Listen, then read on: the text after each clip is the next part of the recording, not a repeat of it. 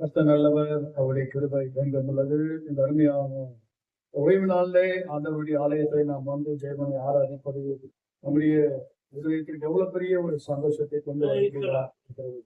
உண்மையாகவே நம்முடைய தேவன் நம்முடைய பட்சத்துல இருக்கிறார். அல்லேலூயா. நம்முடைய பட்சத்துல இருக்கும் போது மனுஷன் நமக்கு என்ன செய்வான்? அல்லேலூயா. கர்த்தர் நம்மோடு கூட இருக்கிறார். ஆமென் சொல்லுங்க. அல்லேலூயா. ஆகவே அன்பான கர்த்தருடைய பிள்ளைகளை என்னாலே கூட ஒரு சில காரியங்களை ஆண்டவருடைய அந்த வாக்குத்தத்த வசனங்களை நம்ம கவனிக்க போகிறோம். குறிப்பாக தேவன் தன்னை குறித்து அவர் சொன்ன காரியத்தை நாம் கவனிக்க போகிறோம். அல்லேலூயா. அல்லேலூயா. சரி, மத்தேயு சுவிசேஷ புத்தகம் 4ஆம் அதிகாரம் 19ஆம் வசனம். 4ஆம் அதிகாரம் 19ஆம் வசனம். பின்னே வாருங்கள், உங்களை மனுஷரும் இருக்கிறவர்களாக்குவேன் என்றார். அல்லேலூயா. அல்லேலூயா. ஆண்டவராகிய தேவன் சொன்னதான வார்த்தை, என் பின்னே வாருங்கள், என் பின்னே வாருங்கள் வாருங்கள் என்கிறதான ஒரு வார்த்தை. Follow me. எளிய வார்த்தைகள் மூலமாக ஜனங்களோடு கூட அவர் பேசினதான அந்த பலமுள்ள வார்த்தைகள், எளிய வார்த்தைகள், ஆனாலும் வலிமையான வார்த்தைகள், பலனுள்ள ஒரு வார்த்தைகள். பாருங்கள், ஆண்டவர் தம்முடைய சீடர்களை தெரிந்து கொள்ளும் போது மீன் பிடித்துக் கொண்டு வலைகளை அலசி கொண்டிருக்கிறதான பேதுரு, யோவான், யாக்கோபு என்றுதான தம்முடைய சீடர்களை அவர் தெரிந்து கொள்ளும் போது கர்த்தர் என்ன சொன்னார் தெரியுங்களா? என் பின்னே வாருங்கள் என்று கர்த்தர் அழைக்கிறார். அல்லேலூயா. அல்லேலூயா. அல்லேலூயா. அல்லேலூயா. கர்த்தருடைய பிள்ளைகளே, நீங்களும் நானும் யாரை பின்பற்றும்படியாக அழைக்கப்பட்டோம் என்று சொன்னால், மனிதர்களை பின்பற்றும்படியாக நீங்களும் நானும் அழைக்கப்படவில்லை. தேவன் நம்மளை அழைத்த நோக்கமே அவரை பின்பற்றும்படியாக தான் கர்த்தர் நம்மளை அழைத்திருக்கிறார். ஆமென் சொல்லுங்க. நானே யாரை பின்பற்ற வேண்டும்? சகோதரனை, சகோதரியை நாம் யார் பின்பற்ற வேண்டும்? கர்த்தரை மாத்திரம்தான் நாம் பின்பற்ற வேண்டும். அதை மனதிலே நீங்கள் வைத்துக் கொள்ள வேண்டும். அவருடைய வழியிலே நாம் நடக்க வேண்டும். அவருடைய சித்தத்தின் படி நாம் அவரை பின்பற்ற வேண்டும். உடனே அவர்கள் வலைகளை விட்டு அவருக்கு பின் சென்றார்கள் என்று 20வது வசனத்திலே வாசிக்கிறோம். அதான் தேவனுடைய வார்த்தையினுடைய வல்லமை. அவர்கள் அப்படியே வலைகளை விட்டுவிட்டு, படவை விட்டுவிட்டு, அவருடைய குடும்பங்களை விட்டுவிட்டு அப்படியே பின்பற்றி போனார்கள். இயேசு சுவாமி அநேக இடங்களிலே நம்முடைய சீடர்களை அவர் இப்படியாக சொல்லி அழைத்திருக்கிறார். என் பின்னே வாருங்கள், என் பின்னே வாருங்கள் என்று சொல்லிதான் கர்த்தர் அழைத்திருக்கிறார். கடைசி வரைக்கும், இறுதி வரைக்கும், நம்முடைய மூச்சு இருக்கிற வரைக்கும் இயேசுவை மாத்திரம் நாம் பின்பற்ற வேண்டும். அவரை நாம் பின்பற்றுதல் என்று சொன்னால் என்ன? அவரை தான் நாம் சேவிக்க வேண்டும். அவரை தான் நாம் ஆராதனை செய்ய வேண்டும். அவரை தான் நாம் தொழுது கொள்ள வேண்டும். அவரை தான் நாம் பணிந்து கொள்ள வேண்டும். அவரை தான் நாம் கனப்படுத்த வேண்டும். அவர்தான் நம்முடைய தேவன். அவர்தான் நம்முடைய ஆண்டவர். அல்லேலூயா. அல்லேலூயா. அவரை நாம் விசுவாசித்தல், அவரை சேவித்தல், அவரை பின்பற்றுதல், அவரை தொழுது கொள்ளுதல், அவரை பணிந்து கொள்ளுதல், அவரையே நம்மை சார்ந்து வாழுதல், எல்லா சூழ்நிலையிலையும் கர்த்தருடைய வாக்குத்தத்த வசனங்களை பிடித்து அவருக்கு பின்பாக நாம் நடந்து கொண்டே போகணும். அல்லேலூயா. அல்லேலூயா. அவர் வழியிலே நாம் நடக்கணும். அவரை நாம் துதிக்க வேண்டும். ஆகவே அவருடைய தரிசனத்தின்படி நம்ம வாழ வேண்டும். கர்த்தர் நம்ம அநேக இடங்களிலே அவருடைய காரியங்களை, இப்ப நம்ம ஆராதனைக்கு வந்திருக்கிறோம், அவரை பின்பற்றுதல், பாடுகிறோம், அவரை பின்பற்றுதல், துதிக்கிறோம், அவரை பின்பற்றுதல். துதிப்பது, ஆராதனை செய்வது, சபைக்கு வருவது, வேதத்தை வாசிப்பது, இதெல்லாம் என்ன காரியம், என்ன அடையாளம்னா, நான் ஆண்டவரை பின்பற்றுகிறேன் என்ற அடையாளங்கள். தேவனை பின்பற்றுதல் என்று சொன்னால், நாம் ஜெபம் பண்ணாமல் இருந்தால் நாம் ஆண்டவரை இன்னும் பின்பற்றவில்லை. வேதத்தை வாசிக்காவிட்டால் நம்ம இன்னும் ஆண்டவரை பின்பற்றவில்லை.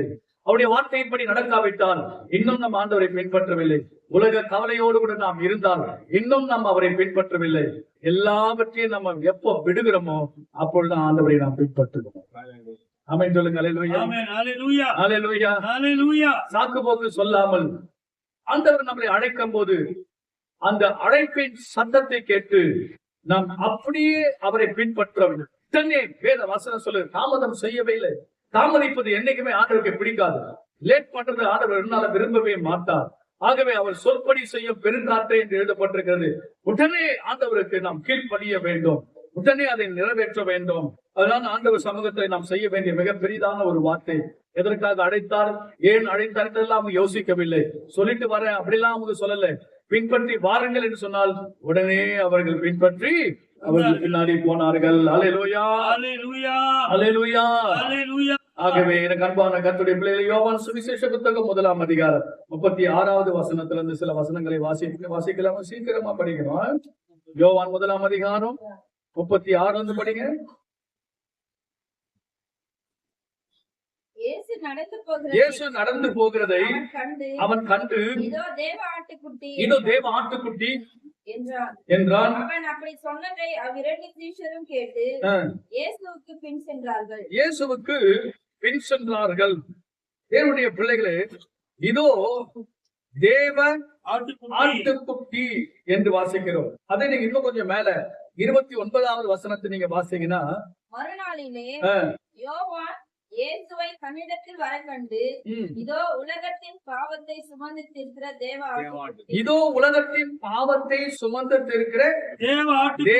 ஆட்டுக்குட்டி. இது அடையாளம் கண்டுபிடிக்கணும். இயேசு யார்? அல்லேலூயா, உலகத்தின் பாவத்தை சுமந்து தீர்க்கிற நீங்களும் நானும் யாரை பின்பற்றுக தெரியுமா?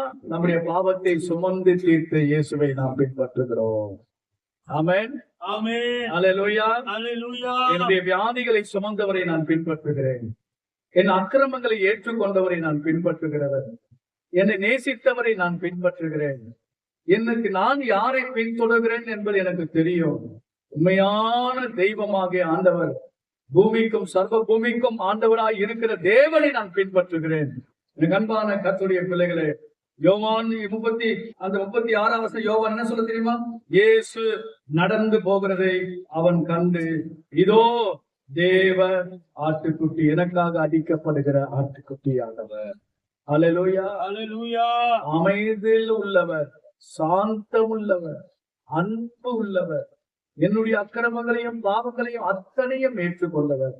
அப்படி சொன்ன உடனே அந்த அடுத்த வசனம் 31ஆம் வசனத்திலே, அவன் அப்படி சொன்னதை அவ்விரண்டு சீஷரும் கேட்டு இயேசுவுக்கு பின் சென்றார்கள். அல்லேலூயா, அல்லேலூயா, அல்லேலூயா. சில பேர்ல ஆண்டவரை பாதியில விட்டுருவாங்க. நம்ம எல்லாம் பாதியில விடவே கூடாது. ஏதோ ஒரு காரியத்திற்காக நம்ம ஆண்டவரை பின்பற்ற கூடாது. உலக நன்மைகளுக்காக, உலக காரியங்களுக்காக, உலக ஆசீர்வாதங்களுக்காக, உலக மற்ற விஷயங்களுக்காக, பணத்திற்காக, பொருளுக்காக, பதவிக்காக, வேலைக்காக இயேசு நமக்கு இல்லை. இயேசு எதுக்காக தெரியுமா? என்னை உண்டாக்குனார். அவர் தான் என்ன படைச்சவர். எனக்கு ஜீவனை கொடுத்தவர் அவர் தான். எனக்காக ரத்தம் சிந்தினவர் அவர் தான். அவர் தான் என்னுடைய ஆண்டவர் என்று சொல்லி என்ன நடந்தாலும் சரி, அவர் தப்புவித்தாலும் சரி, தப்புவிக்காமல் போனாலும் சரி, என்னை கொன்று போட்டாலும் சரி, யோபுவை போல நான் அவரை தான் சேவித்தேன், நான் அவரை தான் நம்புவேன், நான் அவரை தான் பின்பற்றுவேன். உண்மை இல்லாமல் இந்த உலகத்திலே எனக்கு வேற விருப்பம் இல்லாதவரே, உண்மை தவிர இந்த உலகத்துல எனக்கு யாரும் இல்லாதவரே, நீங்க தான் எனக்கு எல்லாமே. அல்லேலூயா, அல்லேலூயா என்று சொல்லி நாம் என்ன செய்ய வேண்டும்? அவரை பின்பற்ற வேண்டும். இயேசு அடுத்த வசனம் பாருங்க, 38. இயேசு திரும்பி அவர்கள் பின் செல்லுகிறதை கண்டு என்ன தேடுகிறீர்கள் என்றார். அதற்கு அவர்கள், ரபி, நீர் எங்கே தங்கி இருக்கிறீர் என்று கேட்டார்கள். ரபி என்பதற்கு போதகரே என்று அர்த்தமா. இயேசுக்கு பின்னாடி வராங்க. இயேசு அவர்களை பார்த்து கேட்டார், ஏன் என்னை பின்பற்றுகிறீர்கள், எதற்காக என்னை தேடுகிறீர்கள் என்று ஆண்டவர் அவர்களை பார்த்து கேட்கும் போது அவர்கள் சொன்னாங்க, ஆண்டவரை நீர் எங்கே தங்கி இருக்கிறீர் என்று சொல்லி கேட்கிறாங்க. அதற்கு அவர் வந்து பாருங்கள் என்று சொன்னார். தேவன் நம்மளை ஒவ்வொருவரையும் அழைக்கிறார். அடுத்த 43வது வசனத்திலே நம்ம வாசிக்கிறோம். யோவான் 1:40. மறுநாளிலே இயேசு கலிலேயாவுக்கு போக மனதாய் இருந்து பிலிப்புவை கண்டு, நீ எனக்கு பின் சென்று வா, ஃபாலோ மீ. அந்த வார்த்தையை நான் முக்கியப்படுத்த விரும்புகிறேன். ஃபாலோ மீ, என்னை பின்பற்றி வா என்று கர்த்தர் நம்மளை அழைக்கிறார். பிலிப்புவை தேவன் அழைக்கிறார். மத்தேயு என்கிறதான ஒரு சீடனை அவன் வந்து வரி வசூலித்துக் கொண்டிருக்கும் போது மத்தேயுவை கண்டு, நீ எனக்கு பின் சென்று வா என்று சொல்லி கர்த்தர் அழைக்கிறார். பேதுரு, இன்றைக்கு யோவான், அவர்களையும் கர்த்தர் அழைத்தார். அந்திரேயா, யாக்கோபை கூட ஆண்டவர் சொல்லுகிறார், என்னை பின்பற்றி வாருங்கள் என்று சொல்லுகிறார்.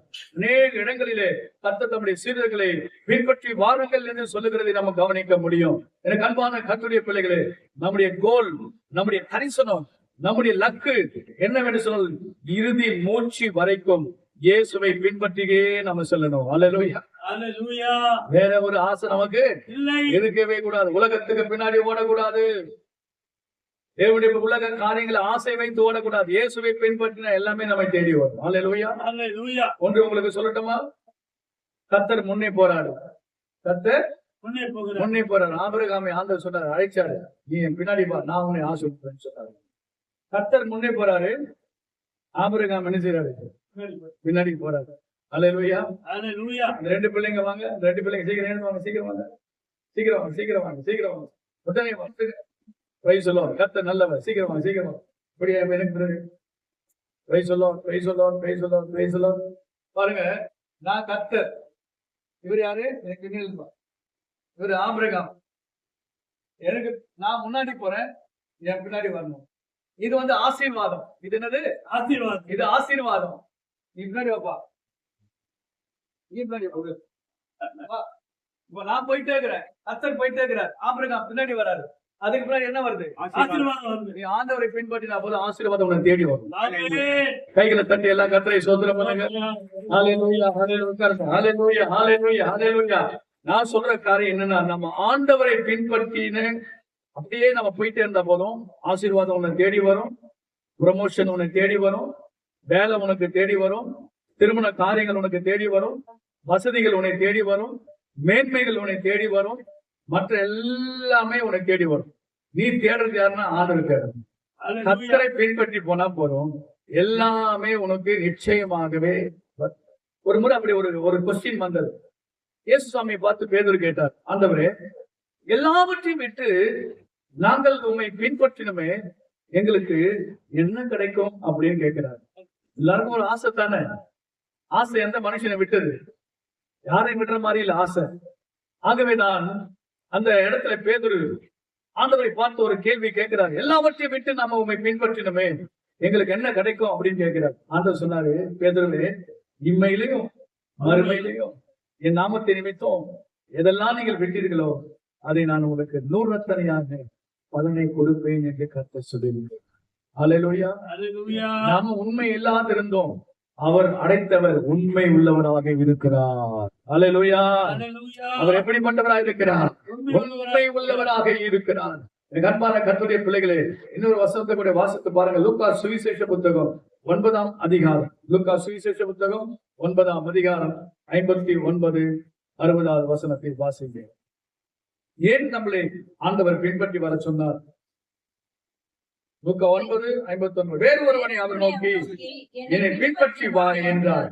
அதற்கு அவன், ஆண்டவரே, முன்பு நான் போய் என் தகப்பனை அடக்கம் பண்ண எனக்கு உத்தரவு கொடுக்க வேண்டும் என்றார். பாருங்க, 59.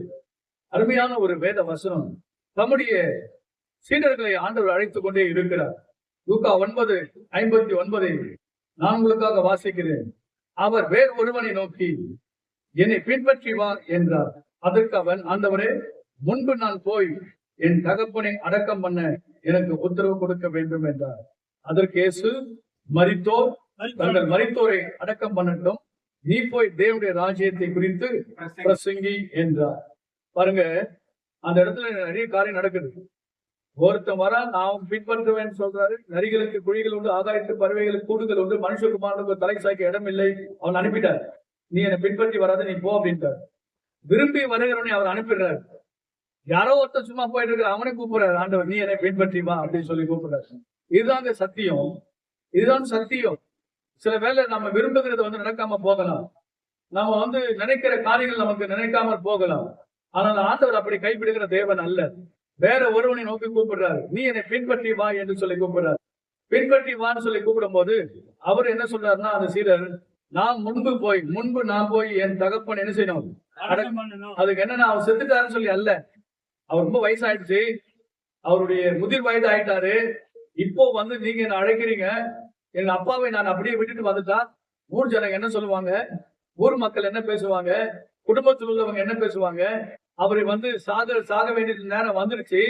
அந்த அவர் செத்துட்டாருன்னா அவர் அடக்கம் பண்ணிட்டு அவர் செய்ய வேண்டிய எல்லா காரியத்தையும் இறுதி சடங்கெல்லாம் செஞ்சுட்டு அதுக்கப்புறம் நான் அவங்களை பின்பற்றி வரேன் அப்படின்னு அவர் சொல்றாரு. அல்லேலூயா. ஹalleluya. அதுக்கப்புறம் நான் செய்ய வேண்டிய கடமைகள்லாம் எனக்கு இருக்குல்ல குடும்பத்துல, ஆகவே அதெல்லாம் செஞ்சுட்டு நான் வர்றேன் அப்படின்னு சொல்லும் போது ஆண்டவர் அதுக்கு ஒத்துக்கினாரா? இல்ல. அல்லேலூயா. ஹalleluya. என்ன சொன்னார்? அதற்கு மரித்தோர் தங்கள் மரித்தோரை அடக்கம் பண்ணட்டும். மரித்தோர் தங்கள் மரித்தோரை அடக்கம் பண்ணட்டும். நீ போய் தேவனுடைய ராஜ்யத்தை குறித்து பிரசங்கி. மரித்தோர் என்று சொன்னால் என்ன? உலக பாவத்திலிருந்து மரிச்சவங்க. அல்லேலூயா. ரட்சிக்கப்பட்டவங்க ஏற்கனவே இருக்கிறாங்க, அவங்க அதை பாத்துக்குவாங்க. பிரைஸ் லார்ட் சொல்லுங்க. அல்லேலூயா. ஹalleluya. அது அவங்க பாத்துக்குவாங்க. நீ என்ன செய்யணும்? தேவனுடைய ராஜ்யத்தை குறித்து பிரசங்கி. இது யார் சொன்னது? இயேசு சுவாமி சொன்னாருங்க. இயேசு சுவாமி சொன்னார். ஒரு நாள் சாம்சுந்தர் ஐயா ஒரு பிரசங்கத்துக்காக அழைக்கப்பட்டாங்க. டேட் எல்லாம் கொடுத்துட்டாரு.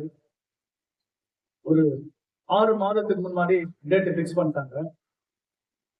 அவர் போக வேண்டிய அந்த நாள் 2 நாளுக்கு முன்பாக சுந்தரையா கிட்ட போய் கேட்கிறாரு, ஐயா மறுநாள் டேட்டை கொடுத்துட்டேன், வரேன்னு சொல்லிட்டேன், அது உங்களுக்கு தெரியும். இப்போ என்னுடைய தகப்பனார் சாக வேண்டிய நிலையில இருக்கிறாரு, ஒன்றுமில்லை, அவருக்கு சாக வேண்டிய நிலையிலே அவர் காணப்படுறாரு, நான் எப்படி போறது அப்படின்னு கேட்கும் போது அவர் சொன்னாரு, நீ போய் தேவனுடைய ராஜ்யத்தை பிரசங்க அப்படின்னா. அழைக்கப்பட்ட இடத்திற்கு அவர் புறப்பட்டாரு. 3 நாள் கன்வென்ஷன் கூட்டம் ரொம்ப அருமையா இருந்தது. நோட்டீஸ் எல்லாம் போட்டு வால் போஸ்டா ஓட்டி பெரிய கூட்டம் போயிட்டு 3 நாள் கூட்டம் முடிச்சு போன் பண்றாரு. சுந்தரையா கிட்ட போன் பண்றாரு, பாஸ்டர் ஐயா என் அப்பா எப்படி இருக்கிறாரு அப்படின்னு சொல்லி கேட்டார். எல்லாம் முடிந்தது அப்படின்னாரு. எல்லாம் முடிந்தது அப்படின்னு சொன்னாரு. ஐயா எல்லாம் முடிஞ்சிச்சா? ஆமா எல்லாம் முடிஞ்சிச்சு. அப்பா இறந்துட்டாரா? ஆமா இறந்துட்டாரு. அடக்கம் பண்ணிட்டீங்களா? அடக்கம் பண்ணிட்டோம், எல்லாம் முடிந்தது அப்படின்னு சொன்னாரா. யோசனை பண்ணி பாருங்க. அந்த நேரத்துல கூட ஆண்டவரை துதிக்க ஆரம்பிச்சார். ஒரு கெட்டவன் கூட தன் அப்பாவை நேசிப்பான், தன் தாயை நேசிப்பான். ஒரு கெட்டவனே, ஒரு பொல்லாதவனே தன் தாயின் தகப்பனை நேசிக்க கூடுமானால் ரட்சிக்கப்பட்ட தேவ ஜனம் எவ்வளவு அதிகமாக நேசிப்பாங்க. யோசனை பண்ணி பாருங்க. தாயும் தகப்பனை நேசிக்காதவர்கள் யாரா இருக்கிறாங்களா? யாருமே இல்லை, எல்லாரும் நேசிக்கிறாங்க.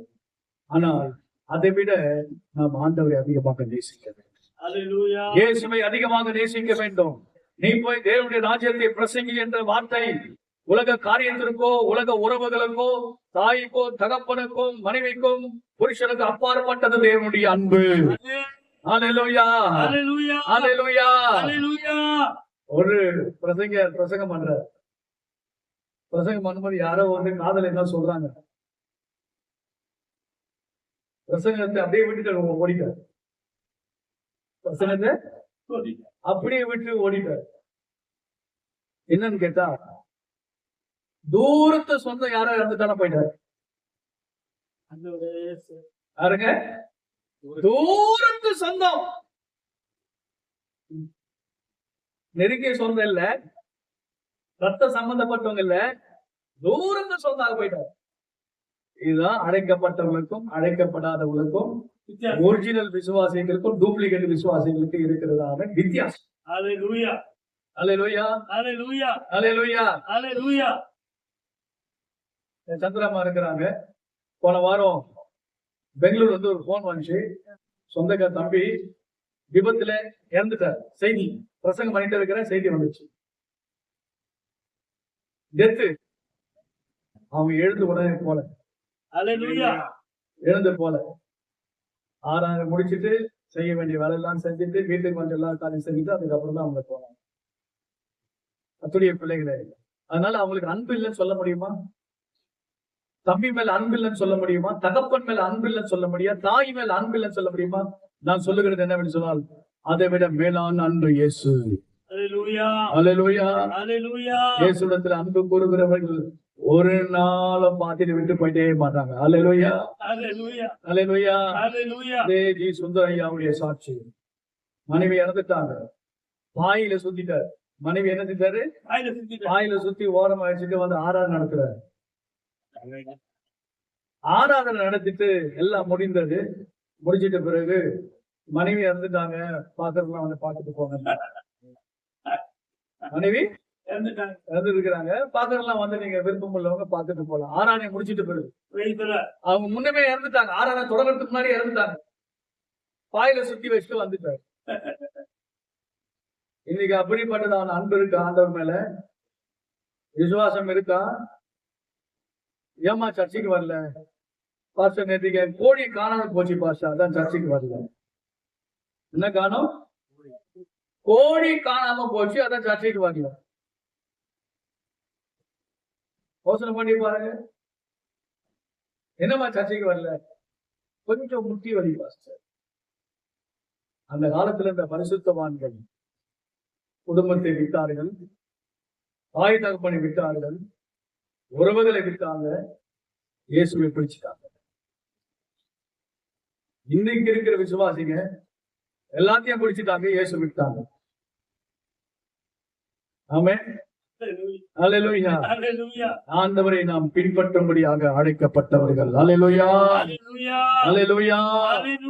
எரேமியா தீர்க்கதரிசன புத்தகம் 33ஆம் அதிகாரம் 3வது வசனத்தை நம்ம வாசிக்கலாம். எரேமியா தீர்க்கதரிசன புத்தகம் 33ஆம் அதிகாரம் 3வது வசனம். எல்லாருக்கும் தெரிந்த ஒரு வசனம். ஜெபத்தில் அடிக்கடி நம்ம சொல்லுகிறதான வார்த்தை. படிங்க. என்னை நோக்கி கூப்பிடு, அப்பொழுது நான் உனக்கு உத்தரவு கொடுத்து நீ அறியாததும் எட்டாததுமான பெரிய காரியங்களை உனக்கு அறிவிப்பேன். ஃபாலோ மீ அப்படின்னாரு. ஃபர்ஸ்ட் என்னை பின்பற்றி வா. இப்ப எங்க சொல்றாரு? என்னை கூப்பிடு அப்படின்ற, என்னை கூப்பிடுன்றாரு.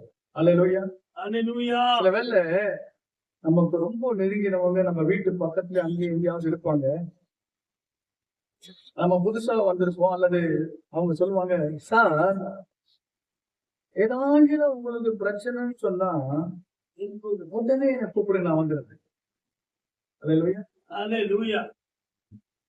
பக்கத்துல இருப்பாங்க, அம்மா தனிமையா இருக்கீங்களா, கவலைப்படாதீங்க, உங்களுக்கு ஏதாவது ஒரு பிரச்சனை ஆபத்துன்னா என்ன வந்து உடனே கூப்பிடு, நான் வந்துடுறேன். கூப்பிடுங்க, நான் வரேன். மனிதர்களே ஒரு மனிதனுக்கு ஒரு நம்பிக்கையை கொடுப்பார்கள் என்று சொன்னால், போன் நம்பர் கொடுத்துட்டு ஏதாவது பிரச்சனை இந்த நம்பர், ஐயா இந்த நம்பருக்கு போன் பண்ணுங்க, பாஸ்டர் ஐயா, டேவிட் ஐயா, இந்த நம்பருக்கு உடனே போடுறேன், நாங்க 10 பேர் வந்து நிக்கிறோம். அல்லேலூயா, அல்லேலூயா, அல்லேலூயா, அல்லேலூயா. உடனே கூப்பிடுங்க, நான் வந்துடுறேன் அப்படின்றாங்க. நான் சொல்லுவேன், என் அப்பன் இயேசு இருக்கிறார். அல்லேலூயா, அல்லேலூயா, அல்லேலூயா. அவர் என்ன தெரியுமா சொன்னாரு? நமக்கு ஒரு போன் நம்பர் கொடுத்திருக்காரு. எரேமியா நம்பர் 33:3. அல்லேலூயா. என்ன நம்பரு? 33:3. எரேமியா 33:3. அந்த நம்பருக்கு போன் பண்ணுங்க. அல்லேலூயா, அல்லேலூயா. அல்லேலூயா. அது ஜியோ நம்பர் கிடையாது, ஏர்டெல் நம்பர் கிடையாது.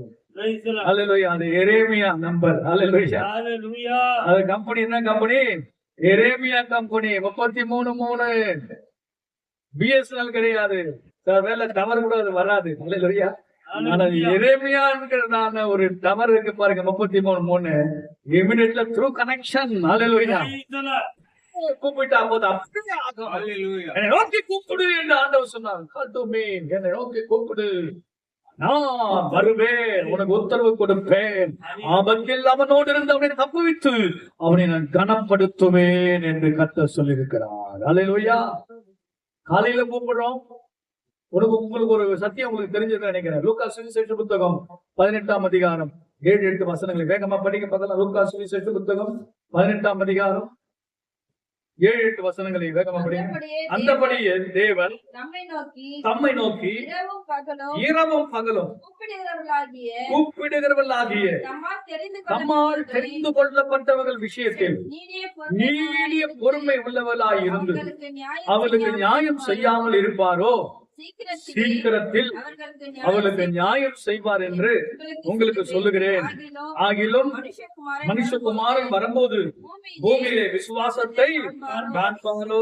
அல்லேலூயா, அல்லேலூயா. 2வது வசனம் சொல்லுகிறது, ஒரு பட்டணத்தில் ஒரு நியாயாதிபதி இருந்தான். ஒரு பட்டணத்தில் ஒரு நியாயாதிபதி இருந்தான். அவன் தேவனுக்கும் பயப்பட மாட்டான், மனுஷனையும் மதிக்க மாட்டான். பயப்படவும் மாட்டான், ஆண்டவருக்கு பயப்படவும் மாட்டான், மனுஷனை மதிக்கவும் மாட்டான். அப்படிப்பட்ட ஒரு நியாயாதிபதி.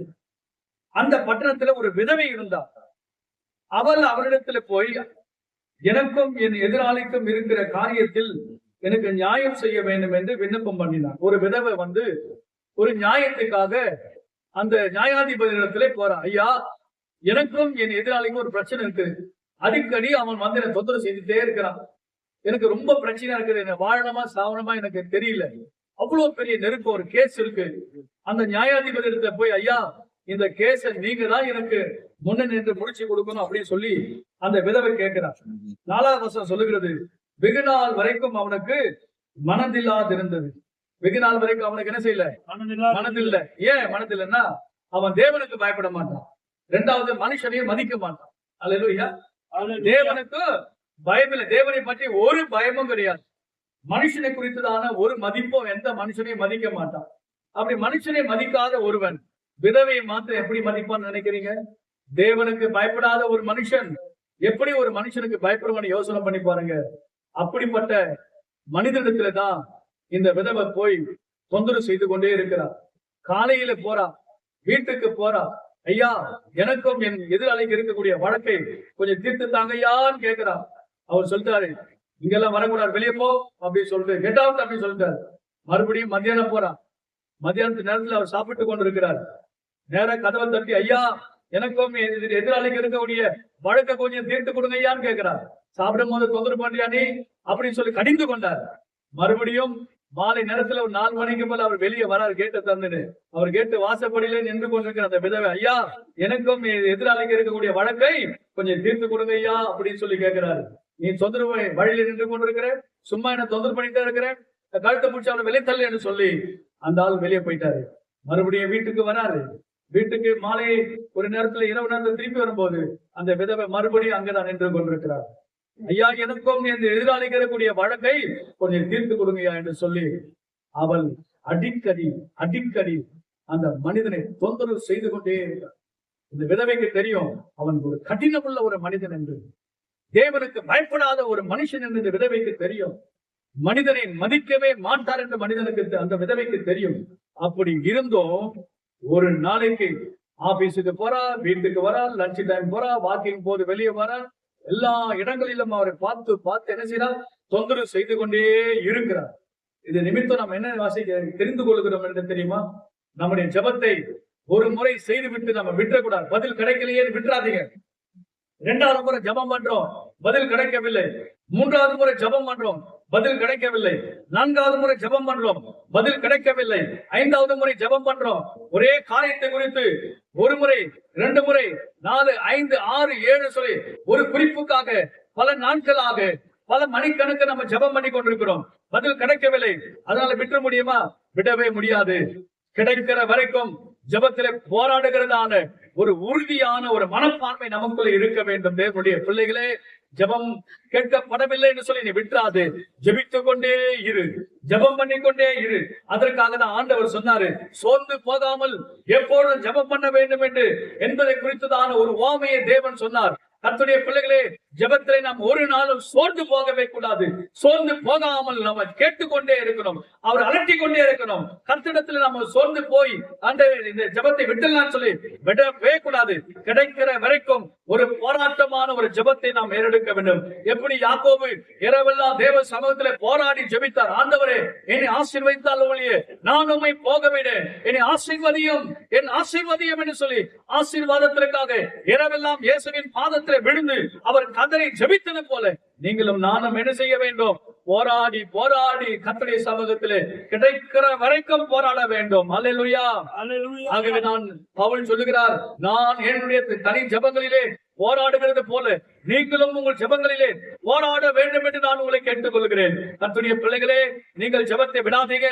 போராட்டமான ஒரு ஜெபத்தை நீங்கள் ஏறெடுக்க வேண்டும். ஒரு முறை கேட்டு விட்டுறாதீங்க. ஒரு 5 நிமிஷம் ஜெபம் பண்றீங்க, விட்டுறீங்க, கிடைக்கல. ஒரு 5 நிமிஷம், 1 நிமிஷம், 2 நிமிஷம் ஜெபம் பண்றீங்க, கிடைக்கல. அப்படி விடவே கூடாது. வேத வசனம் சொல்லுகிறது 5வது வசனத்தில், இந்த விதவை என்னை எப்போதும் தொந்தரவு செய்கிறபடினால் இவள் அடிக்கடி வந்து என்னை அலட்டாதபடிக்கு இவளுக்கு நியாயம் செய்ய வேண்டும் என்று தனக்குள்ளே சொல்லிக் கொண்டார். இறுதியாக அந்த நியாயாதிபதி என்ன சொன்னார் தெரியுமா?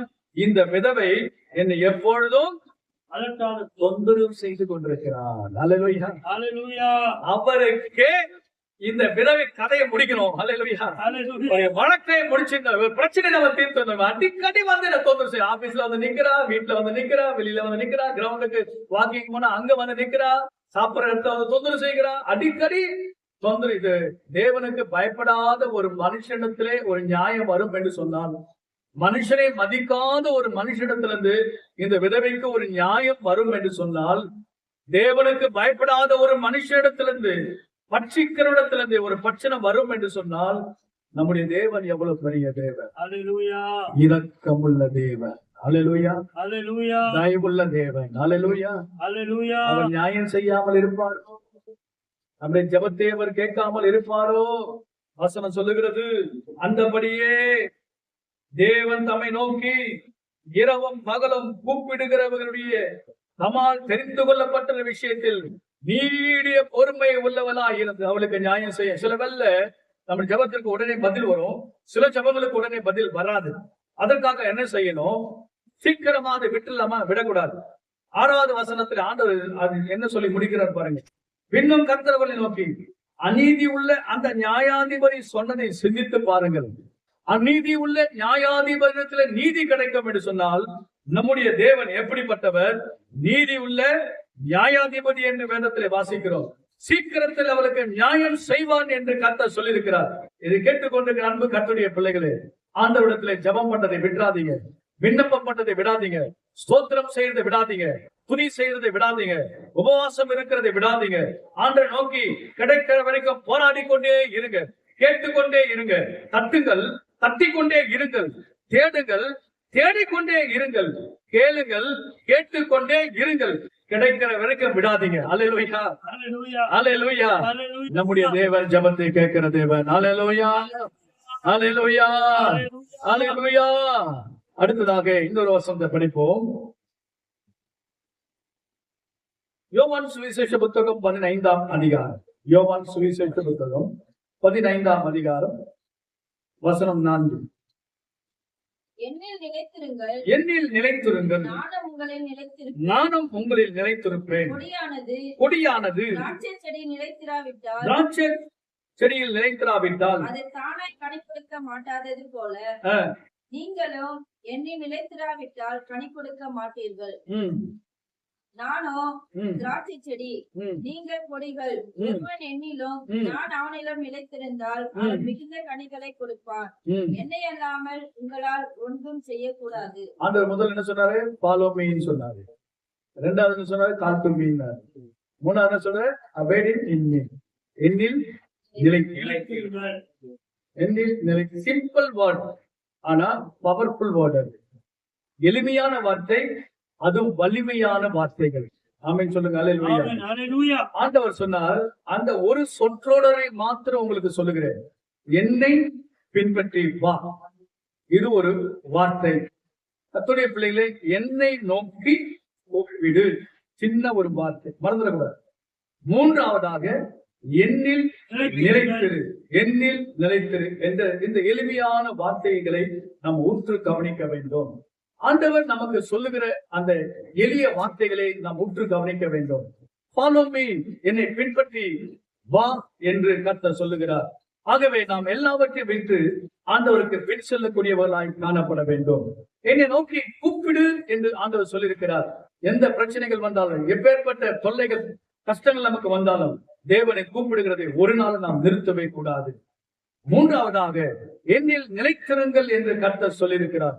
இதை கேட்கிற அன்பு கர்த்தருடைய பிள்ளைகளை, நிலைக்கிறதான அந்த பொசிஷன் இருக்கு பாருங்க, அந்த பொசிஷன் லெப்ட் ரைட் நாம திரும்பவே கூடாது. ஆண்டவர் எனக்குள் நிலைத்திரு என்று சொன்னால் அப்படியே நாம் ஆண்டவரிடத்துல கட்டப்பட வேண்டும். இயேசுடைய வார்த்தையில கட்டப்பட்டு அவருடைய வார்த்தைப்படி கேட்டு அந்த பொசிஷன்ல கடைசி வரைக்கும் நிலைத்திருக்கணும். ஏன்னா ஆண்டவர் சொன்னாரு, முடிவு பரியந்தம் நிலைத்திருப்பவனே ரட்சிக்கப்படுவான் என்று கர்த்தர் சொல்லியிருக்கிறார். முடிவு பரியந்தம் என்ன செய்ய வேண்டும்? நிலைத்திருக்க வேண்டும்.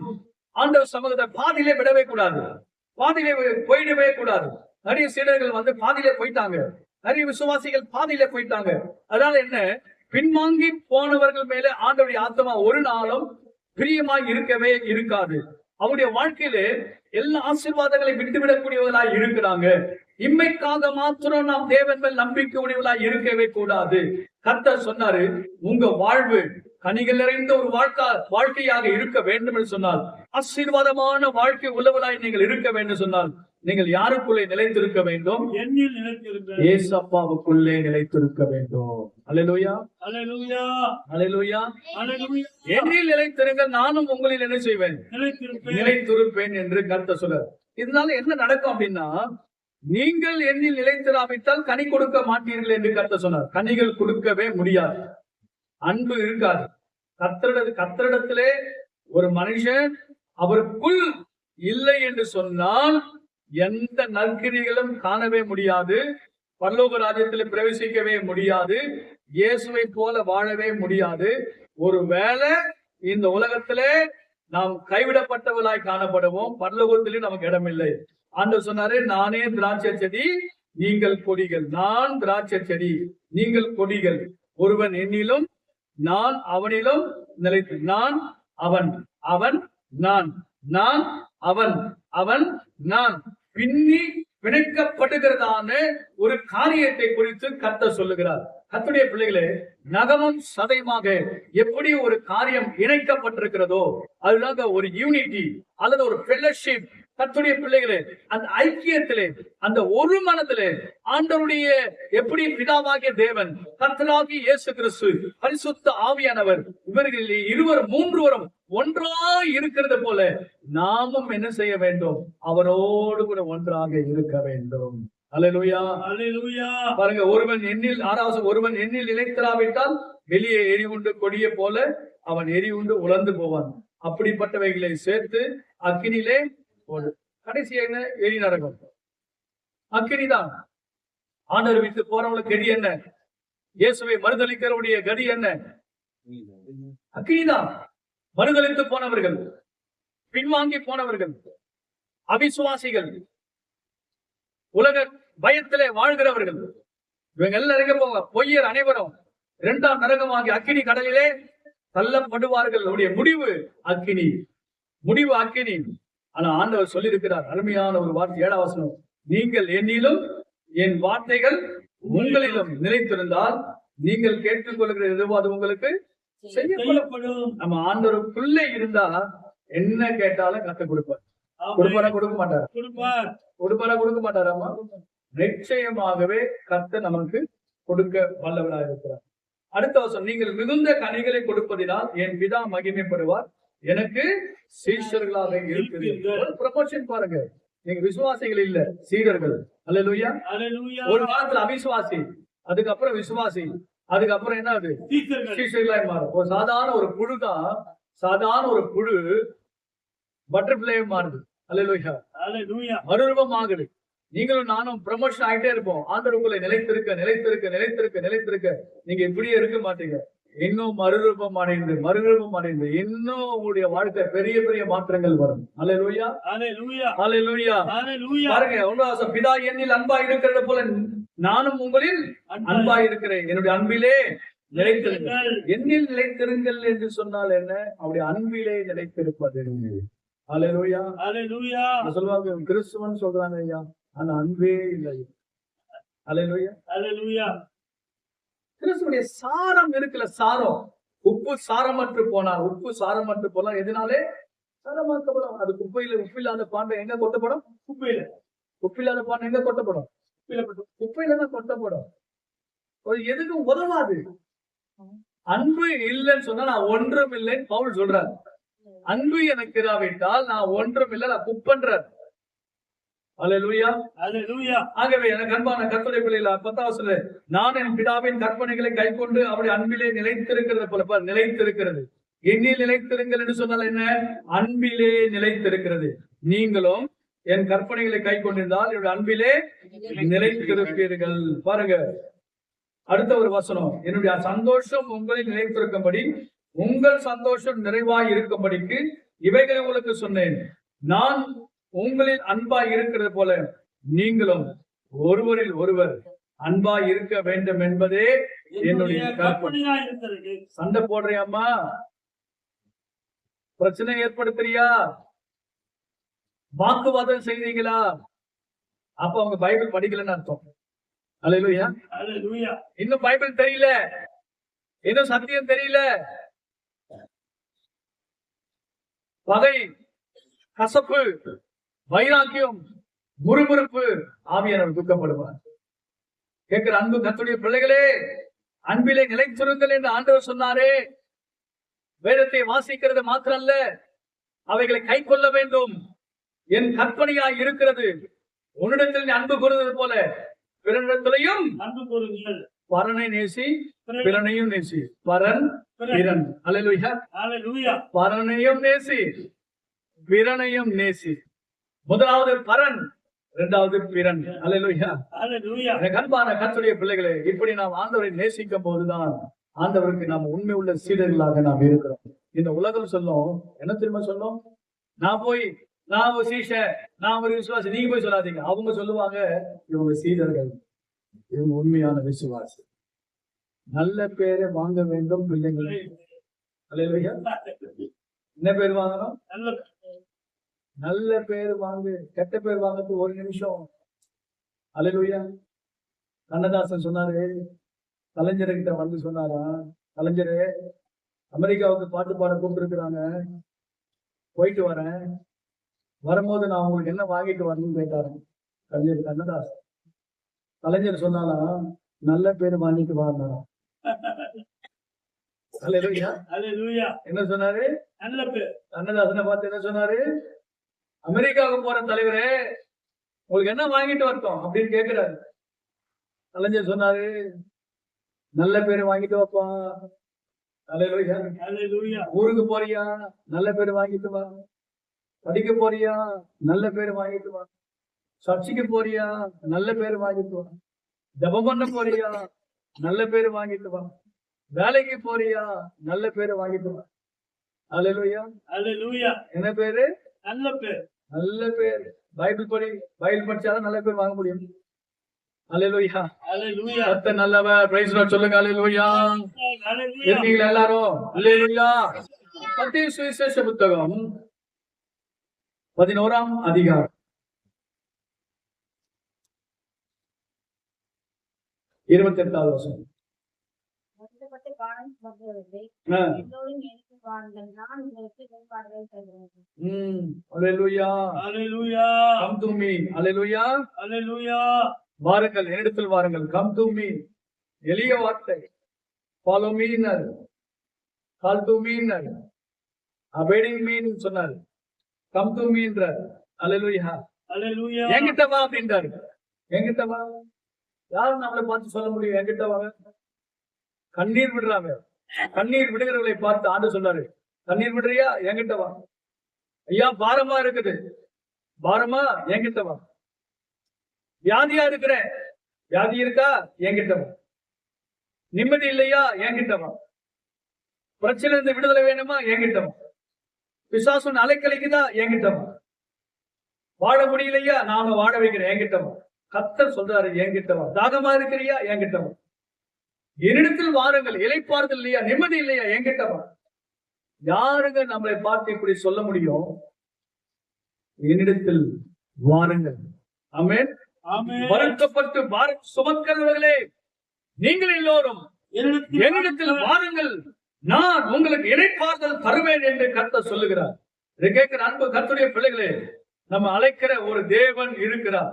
என்னிடத்தில் வா என்று கர்த்தர் சொல்லுகிறார்.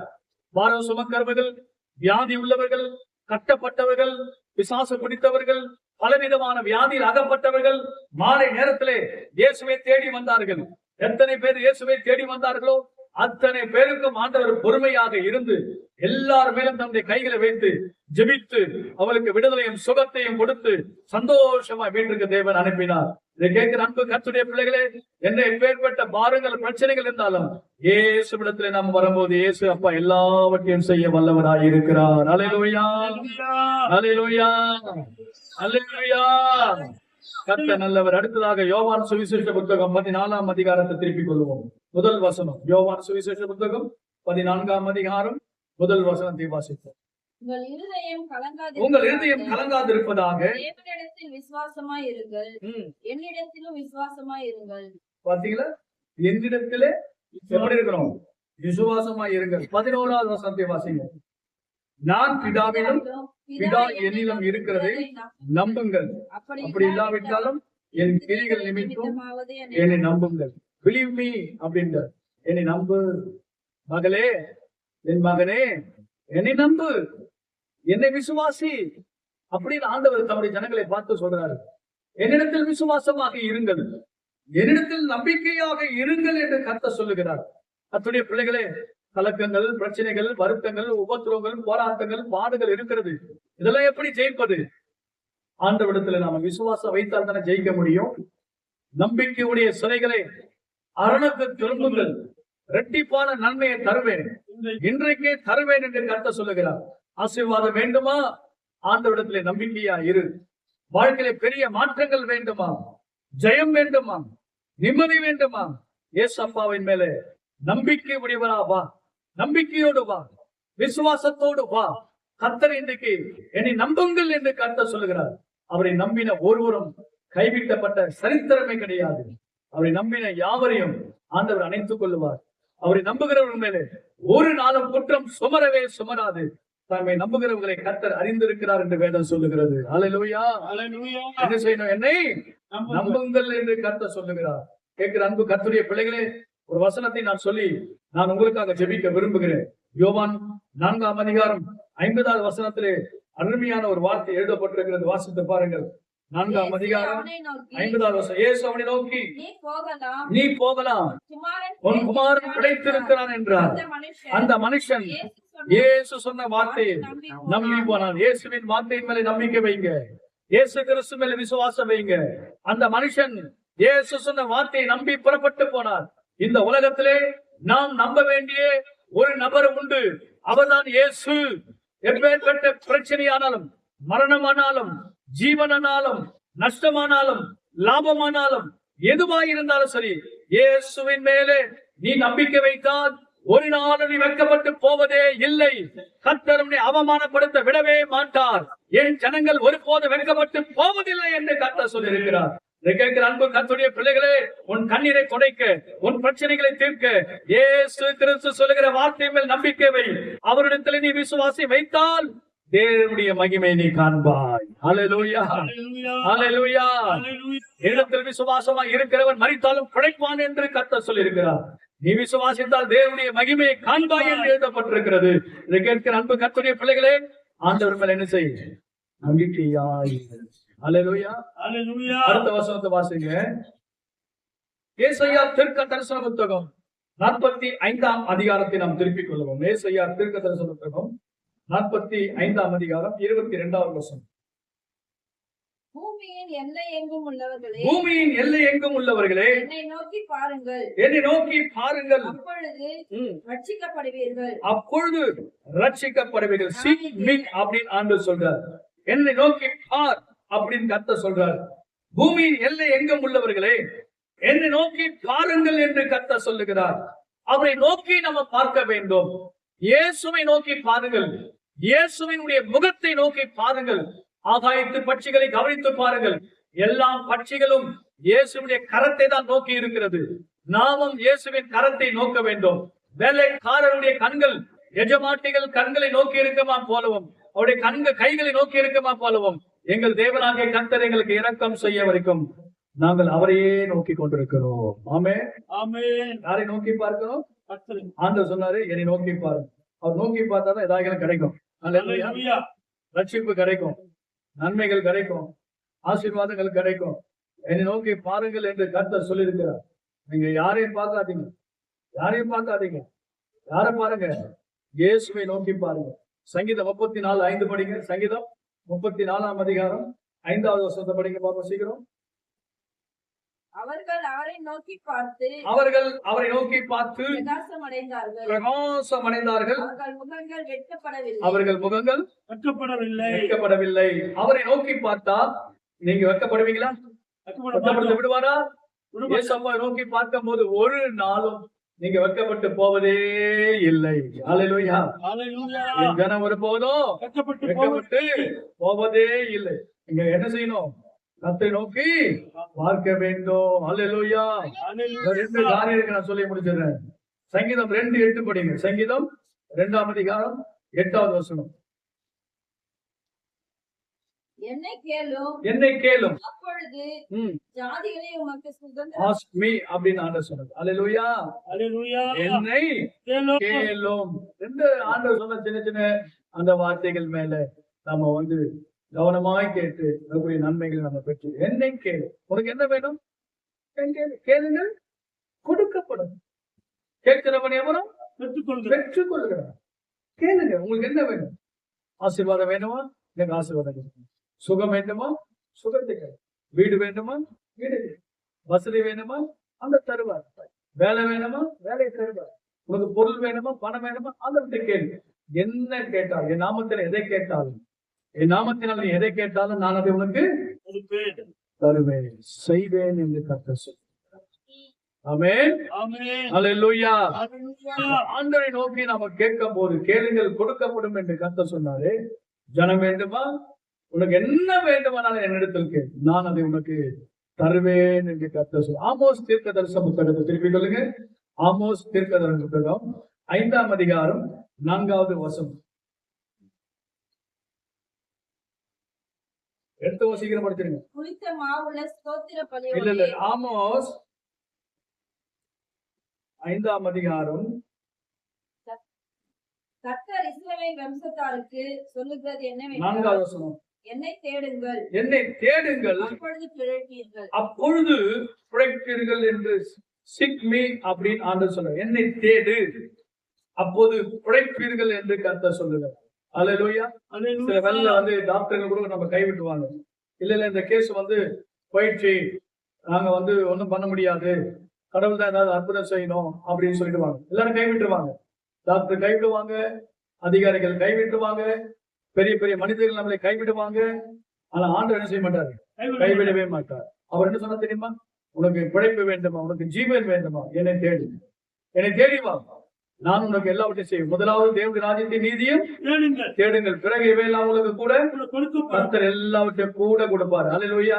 எக்ஸ்ட்ரா கொடுப்பாரு, உனக்கு எக்ஸ்ட்ரா கொடுப்பாரு, நிச்சயமா கொடுப்பாரு. கொடுக்காம போகவே மாட்டார். அவரை தேடு. முதலாவது ஆண்டவரை தேடுங்க, உங்களுக்கு ஜீவனை இலவசமா கொடுப்பார். ஹalleluya. ஒரு 2 நாள் ஆக்சிஜன் வைக்கிறதுக்கு சிஎம்சி மருத்துவமனையில போனா பல ஆயிரங்கள் பிடிவாங்க. இன்னைக்கு நம்ம ஃப்ரீயா சுவாசிக்கிறோம். ஹalleluya. பிரீத்திங் பண்றோம், ஃப்ரீயா பிரீத்திங் பண்றோம். எல்லா ஆண்டவர் நமக்கு இலவசமா கொடுத்திருக்காரு. ஹalleluya.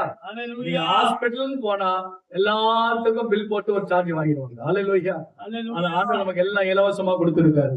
ஹalleluya. அவரை தேடும் போது உனக்கு ஜீவன் கிடைக்கும். ஹalleluya. நீங்க வாழ்வீங்க. ஹalleluya. ஜெபிக்கலாமா? சோத்ரம் சோத்ரம் சோத்ரம். அப்பா உமக்கு நன்றி. கர்த்தர் சொல்லியிருக்கிறாரு, என்னை நோக்கி கூப்பிடு, என் பின்னே வாருங்கள், என்னை நிலைத்திருங்கள், என்னை நம்புங்கள் என்று கர்த்தர் சொல்லியிருக்கிறார். என்னை நோக்கி பாருங்கள் என்று கர்த்தர் சொல்லியிருக்கிறார். என்னை கேளும் என்று கர்த்தர் சொல்லியிருக்கிறார். என்னிடத்தில் விசுவாசமாக வாருங்கள், என்னை தேடுங்கள் என்று கர்த்தர் சொல்லியிருக்கிறார். எல்லாவரையும் தேடும் போது எல்லாவற்றையும் கர்த்தர் நமக்கு செய்ய வல்லவர் இருக்கிறார். ஹalleluya. நன்றி ராஜா, உமக்கு ஸ்தோத்திரம் ஸ்தோத்திரம் ஸ்தோத்திரம்.